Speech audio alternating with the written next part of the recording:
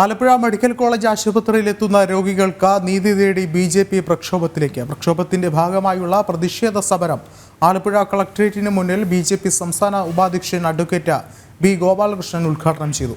ചികിത്സാ പിഴവിനെ തുടർന്ന് മെഡിക്കൽ കോളേജിൽ മരിച്ചവരുടെ കുടുംബങ്ങൾക്ക് സർക്കാർ നഷ്ടപരിഹാരം നൽകണമെന്ന് അദ്ദേഹം ആവശ്യപ്പെട്ടു.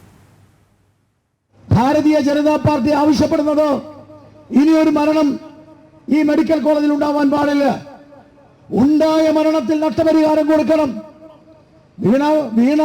വീണ ജോർജ് വീണയും വായിച്ച് തെക്കും വടക്കും നടന്നതുകൊണ്ട് ആരോഗ്യരംഗം സംരക്ഷിക്കപ്പെടില്ല.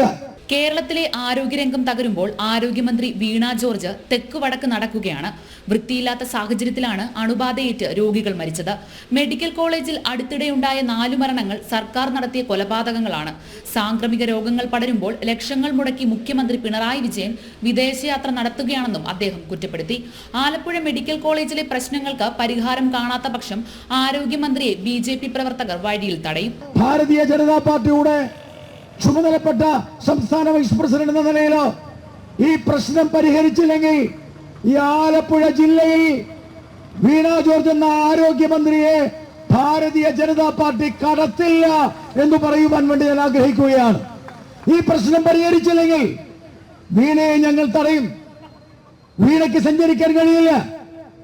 ആലപ്പുഴ ജില്ലയിൽ ചോദിക്കാൻ ഭാരതീയ ജനതാ പാർട്ടിയുടെ പ്രവർത്തകരുണ്ട് എന്നാണ് ഞങ്ങൾക്ക് പറയാനുള്ളത്. ബി.ജെ.പി. ജില്ലാ പ്രസിഡന്റ് എം.വി. ഗോപകുമാർ അധ്യക്ഷത വഹിച്ചു.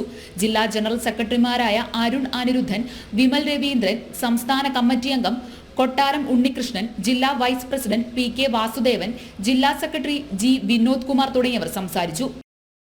ജനം, ആലപ്പുഴ.